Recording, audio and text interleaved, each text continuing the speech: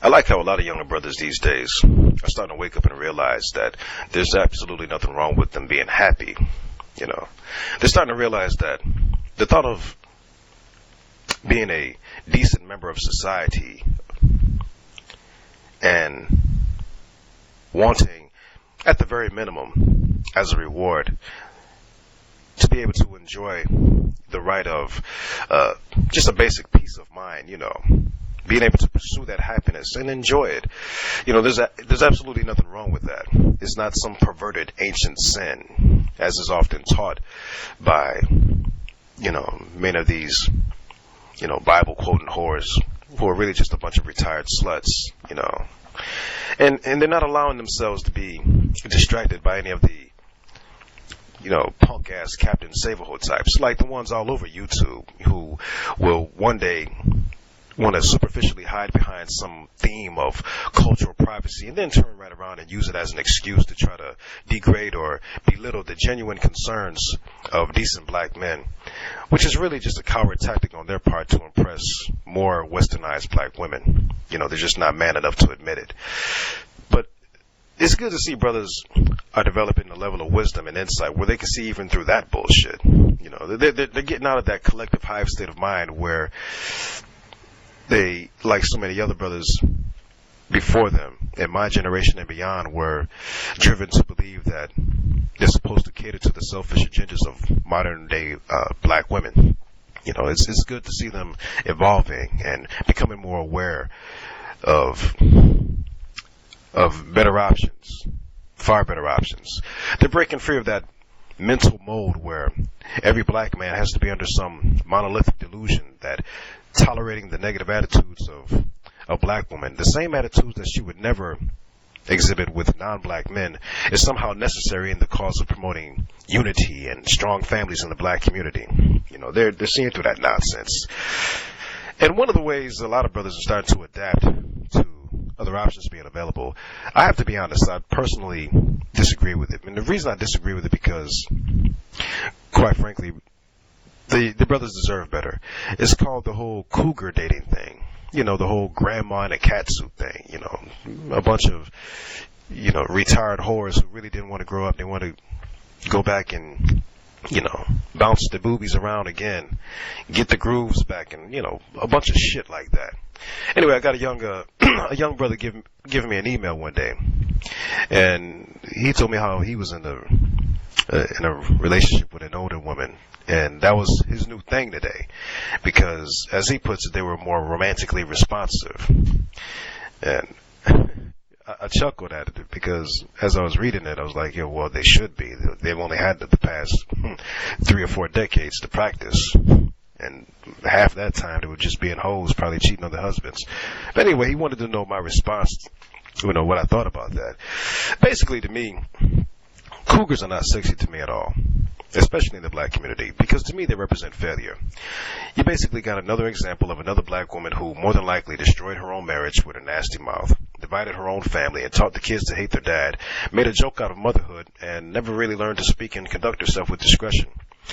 So now she's older, and she figures that just because she can still fit her ass into a tight pair of jeans, that perhaps it's time to go play her slutty control games on the younger, naive brothers, which they do often these days. They even make movies based on it. From time to time, I tend to get a lot of conversations from older black women these days. And for the most part, it usually winds up with them getting emotional. You see, they get angry when they realize that I'm not intimidated by their feeble attempts of trying to establish dominance, a tactic that usually works on younger brothers. And it works on these younger brothers because they, like many of us, grew up in a culture that led them to the misgiving in thinking that black women, by some way of an imaginary birthright, somehow deserve a red carpet style of treatment, even though, for the most part, they're not even hardly worthy of it. And by the time they reach their 30s, past the age of 30, you're supposed to go back and trim that same red carpet with gold, seeing as how within another decade or so, she'll soon be a grandmother herself.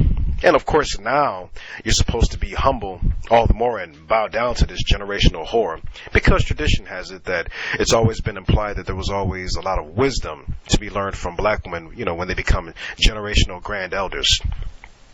Whatever. I remember one day when I was at a family get-together, and one of my older female relatives brought a friend with her. She was a childhood friend of hers. They practically grew up together, knowing each other for years.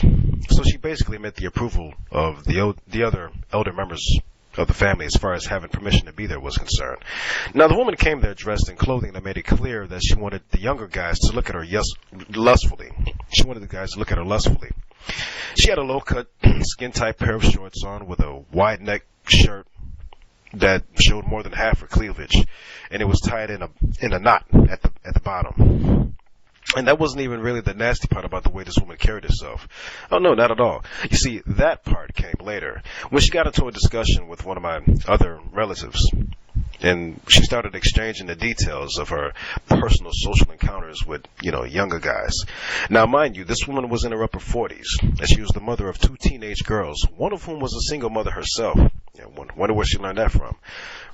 Anyway, she started bragging about the fact that she had a boyfriend who had just recently gotten out of prison. She's up there smacking her lips and sucking her teeth with a big fat smile at the same time, while at the same time literally telling my older cousin how happy she was that she got some young roughneck brother. She's up there saying, yeah, girl, I done went on and got me some young thug nigga. And she kept on saying that, She even got to the point where she started fanning herself as if she was in heat right then and there, thinking about it. It's pathetic, pretty disgusting. But anyway, I hear a lot of black women nowadays in their upper 40s and even 50s, bragging about how easy it is for them to put on skin-tight pants, dresses, and even low-cut booty shorts and attract the sexual lust of men who are just barely half their age. You can always see them driving around in fancy high-priced cars and blasting the radio so loud that you would think they were having a block party on wheels. And they'd always make sure that they were playing songs from people like Tupac, Biggie, 50 Cent, Lil Wayne, basically one of the latest rap musicians of the day, basically so they can get the attention of men who are so young that by the time these same older black women, these so-called Cougars, were the actual ages of those brothers, the mothers of those brothers weren't even in high school yet. Like I said, it's pathetic. And you notice how the thought of black women today choosing to live like that somehow becomes essential for black women in their older years to have some sudden so-called zest for life, as a way to boost their self-esteem or keep their self-esteem up, prove that they still got it. Pretty pathetic. And yet, when you look back at the personal track records of those same black women, what do you see? You see a bunch of older black women who never knew how to stay married, so now they seek out younger guys who they can employ as their personal sense of pleasure. They're too old to have your children, so you can totally forget the thought of continuing yourself and building a family from your own seed through her. And 9 times out of 10, if she already has children, they're more than likely grown, and they were raised by an absolute joke of a mother. She probably kicked each one of them out the house the minute they became too old for her to receive child support checks in their names. And yet, ironically, she'll always make sure to call you up for some sort of bailout assistance every time one of her overgrown brats gets in trouble with the law.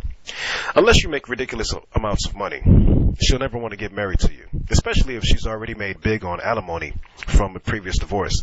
And this is only because she already knows that the minute she agrees to become your wife, all those wonderful days of picking up the racket from alimony from a previous marriage will abruptly come to an end.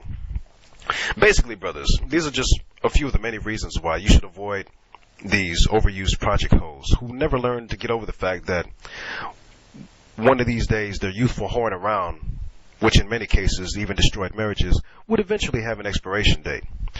So now they want to, use you to settle and waste all of your time and waste all of your resources in the process, pretty much like they already did to an entire generation of men long before you in their younger days. So the next time you get approached by one of these little geriatric whores, tell a bitch to buy a cat and learn how to play bingo. And in the meanwhile, brothers, leave them skanky old settlers alone. Quite frankly, you deserve better. Think about it. Real Man Island 73, you take care.